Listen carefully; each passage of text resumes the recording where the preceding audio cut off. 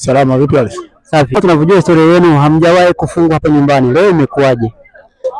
Unajua ni hali ya mchezo, inapotokea watu kutokea game imetokea ghafla, kuna ile watu kudharau game, lakini mazingira yenyewe ya mchezo, watu wametoka kwenye sikukuu, kwa hiyo game za kushtukiza watu wanakuwa hawako well organized kwa sababu wametoka kwenye sikukuu na mambo mengine mengi. Unajua kama unavyojua mambo ya sikukuu ni mengi. Kwa hiyo leo tu unaambiwa game na nini mnakuja mnacheza, lakini ndio hivyo, tumejitahidi kwa uwezo wetu, lakini wageni walituai. Tunachokisema kwamba hii ni exposure kwao.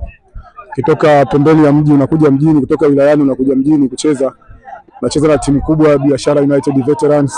Sisi ni wakongwe, tumejiandaa, mazingira yenyewe mnayaona, huwezi kutulinganisha na wao, lakini tunaomba tu kwamba wana timu nzuri, wajitahidi kwa sababu kwa mara ya kwanza wanafika mjini na wanashinda, kwa hiyo wana uwezo wa kuwa organized, wakafanya mazoezi wakaja tena kwa wakati mwingine, na sio hapa tu, kuna klabu nyingine nyingi hapa za veterans wanaweza kucheza nazo au timu zingine kwa ajili ya kujijengea kujiamini zaidi, kwa sababu wanavyocheza pia walikuwa na uwezo wa kushinda goli nyingi, kwa sababu sisi hatukuwa organized kwa kiasi hicho, lakini wasiwasi na nini wameshindwa kupata matokeo ya kueleweka. Ilikuwa na uwezo kutufunga kwa interview ya goli nyingi sana na sio hizo tu.